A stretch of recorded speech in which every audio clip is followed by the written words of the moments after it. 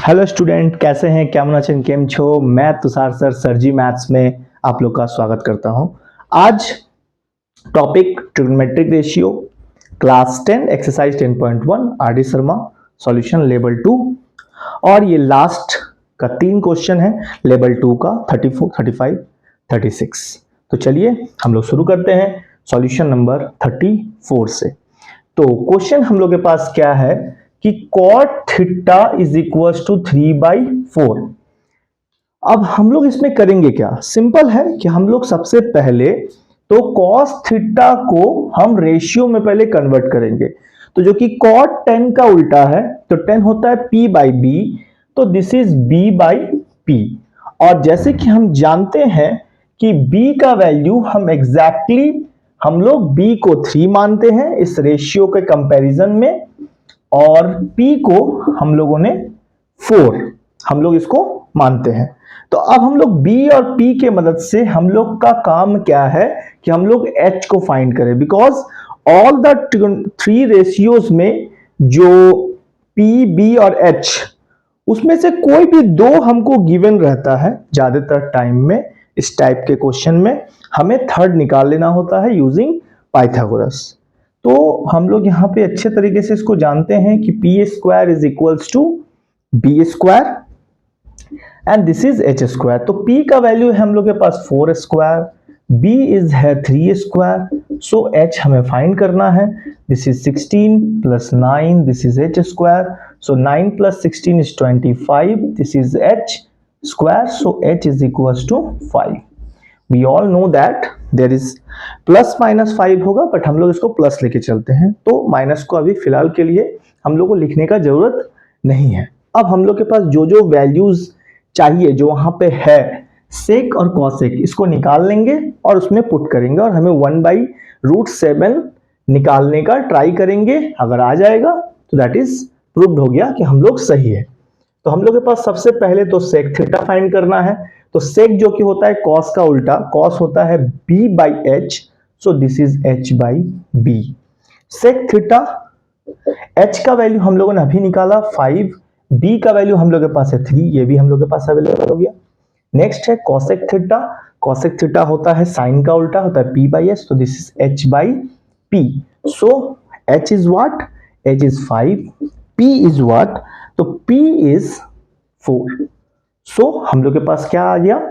5/4। सो हमने सेक भी निकाल लिया, कॉसेक भी निकाल लिया। अब हम लोग के पास जो LHS है हमें उस जगह पे अब इसको पुट कर देना है। यहां पे आप लोग देख पा रहे हैं, यहां पे ठीक है। तो under root as it is, sec का वैल्यू क्या है हम लोग के पास? 5/3।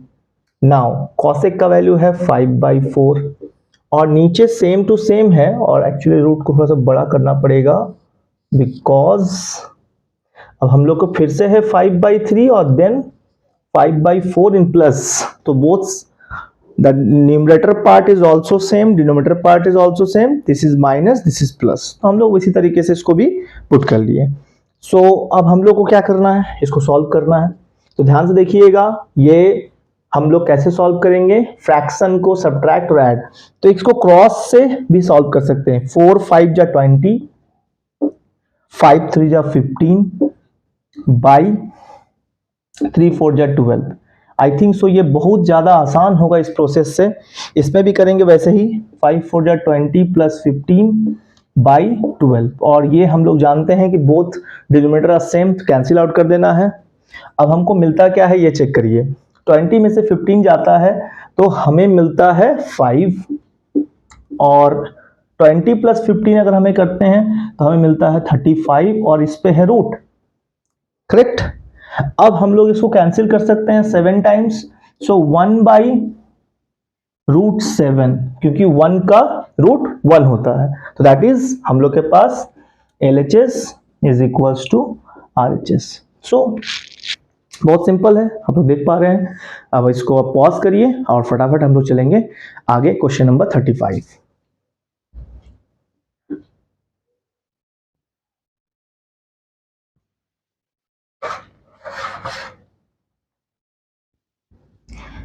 चलिए, अब मे भी हम लोग अब रेगुलर कोशिश मैं पूरा करूंगा कि आप लोग को जितना जल्दी हो सके चैप्टर्स को कोशिश करूंगा कि वो कंप्लीट हो सके टाइम पे। चलिए हम लोग आगे बढ़ेंगे। अब क्वेश्चन नंबर 35। तो क्या है यहाँ, अब 35 एक बहुत ही यूनिक और डिफरेंट क्वेश्चन है हम लोग के पास। यहाँ पे हम लोग के पास क्वेश्चन है कि 3 cos theta minus 4 sine theta is equals to 2 cos theta plus sine theta. थोड़ा एक यूनिक क्वेश्चन है और हमें ये गिवन है कि this is equals to this and we have to find tan theta. तो दैट मीन्स यहां से हमें कुछ कैलकुलेशन करना होगा जिससे कि मुझे tan थीटा आ सके। और बहुत सिंपल है इस टाइप का question, it may be possible कि आ सकता है। करना क्या है, cos को cos के साथ रखिए, उसको उठा के ले आइए। तो cos 3 cos theta as it is, 2 cos को हम उस साइड से इधर ला रहे हैं तो साइन बदलेगा। ये चीज क्लियर है? ओके, नाउ बीच में इक्वल है, इक्वल टू दे दीजिए।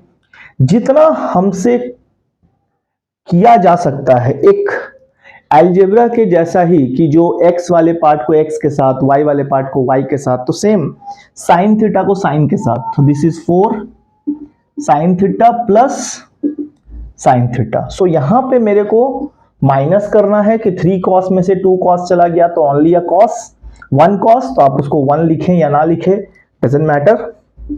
दिस इज 4 और यहां पे कुछ नहीं तो 1 है, 4 और 1 5 साइन थीटा। अब जो कि मुझे tan को फाइंड करना है, हमें फाइंड करना है tan थीटा।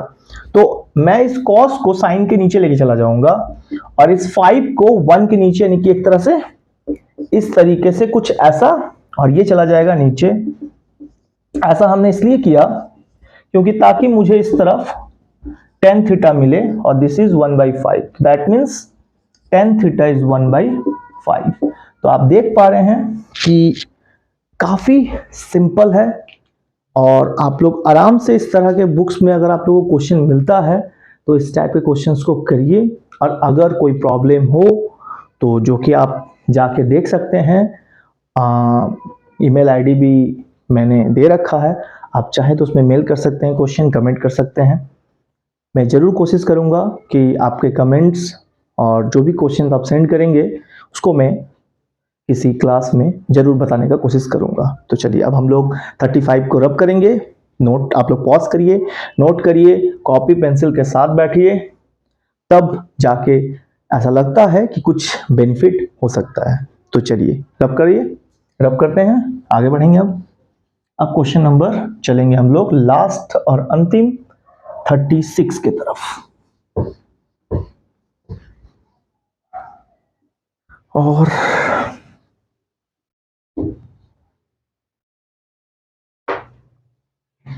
क्या है अब 36 जो क्वेश्चन है यहां पे हमें क्या कह रहा है कि angle A and angle P are acute angle. So ये हमें गिवन है, दे आर एक्यूट एंगल्स। और एक और बात गिवन है, क्या हम लोग के पास ये दो बातें गिवन है और एक बात गिवन है, ये फर्स्ट पॉइंट है जो कि गिवन है। सेकंड पॉइंट गिवन है कि tan A is equals to tan P। तो आप सोच सकते हैं ये दो बातें मुझे इस क्वेश्चन से मिल रही है और मुझे ये फाइंड करना है कि क्या एंगल A और एंगल P आपस में इक्वल है या नहीं। तो हम लोग एक काम करते हैं, हम लोग एक राइट एंगल ट्रायंगल ड्रॉ करते हैं लाइक दिस। और जो कि हमें यहां कहा गया है कि A और P को एक्यूट एंगल पे रखिए। तो these are the two acute angle because these are less than 90 and this is 90 degree. So ये एक्यूट तो हो नहीं सकता, तो ये राइट है एंगल। सो हम इसे A P और एक इसको भी नाम दे देते हैं Q, राइट। और अब हम सेकेंड पॉइंट को एज ए गिवन मानेंगे और इस सेकेंड जो वैल्यूज है tan A is equal to tan P, इसे हम इस फिगर से हम लोग इसको रेशियो में फाइंड करेंगे। जैसे कि 10a का वैल्यू मुझे क्या मिलता है। अच्छा, यहां पे एक और बात भी है, हमें प्रूफ क्या करना है। तो प्रूफ है angle a is equal to angle p। आप चाहे तो यहां लिख सकते हैं टू प्रूफ में हमारे पास है कि एंगल a को एंगल p के बराबर दिखाना है। ठीक है, चलिए आगे बढ़ते हैं। तो अब हमें करना है कि 10a का जो वैल्यू है इस फिगर के थ्रू, तो जो कि हमको पता है कि अगर ये एंगल हम ले रहे हैं तो this is our base and this is p। ये हम लोग पहले भी इस तरह का क्वेश्चंस को सॉल्व किए हैं कि हमें कैसे b और p को चूज करना है, क्योंकि ये जो होता है स्लैंट, जो स्लैंट एक पोर्शन हमें मिलता है वो हमेशा हाइपोटेनस होता है। तो चूज b और p में ही करना पड़ता है। तो एंगल a के लिए जो 10a होगा वो होगा p बाई बी। तो दैट इज यहां से अगर हमें p निकलता है तो वो मिलता है QP बाई इधर से AQ, तो P बाई बी। और जब हम इक्वल टू, क्योंकि ये पार्ट गिवन है तो मैं इसके बराबर ही चूज करूंगा। तो 10p को अगर हम लेते हैं तो इस समय जब मेरा p एज ए थीटा हम चूज करेंगे, so this is our b और दिस इज आवर p। ये कन्वर्ट हो जाता है, क्योंकि जहां एंगल और 90 डिग्री जिस साइड के साथ होता है वो बेस कहलाता है। तब यहां पे फिर से p बाई बी, तो this time again AQ by QP। अब जो कि ये इक्वल है तो हम इसके साथ इसको इनटू कर सकते हैं, इसको इससे। तो this is QP square, this is AQ square. सब अब हम लोग सबको पता है कि बोथ साइड स्क्वायर है। हमें पता है एक्सपोनेंट चैप्टर में क्लास 8 से हम लोग ये चीज पढ़ रहे हैं कि बोथ, अगर जो पावर है अगर वो इक्वल है, ठीक है, तो वो अगर सेम है तो बेस आर इक्वल। तो अगर बेस इक्वल है तो पावर विल बी इक्वल। तो इसमें किसी तरह कोई कंफ्यूजन नहीं होना चाहिए। तो सो टू कैंसिल अप कर सकते हैं या इक्वल मान सकते हैं। So QP is equals to AQ। और अगर ये बात हमें मिलती है तो इसका मतलब ये होता है कि AQ और QP अगर मुझे इक्वल मिल रही है, इसका मतलब है कि दिस ट्रायंगल यानी the triangle AQP is an isosceles triangle. It is clear कि ये बात प्रूव हो जाता है कि अगर मुझे ये दो साइड किसी ट्रायंगल में इक्वल मिलता है तो ये ट्रायंगल एक आइसोसेलेस राइट एंगल ट्रायंगल है। क्लियर? तो दिस इज आइसोसेलेस, यहां पे हम एक काम करते हैं, आइसोसेलेस राइट एंगल ट्रायंगल लिख देते हैं, आइसोसेलेस राइट एंगल ट्रायंगल।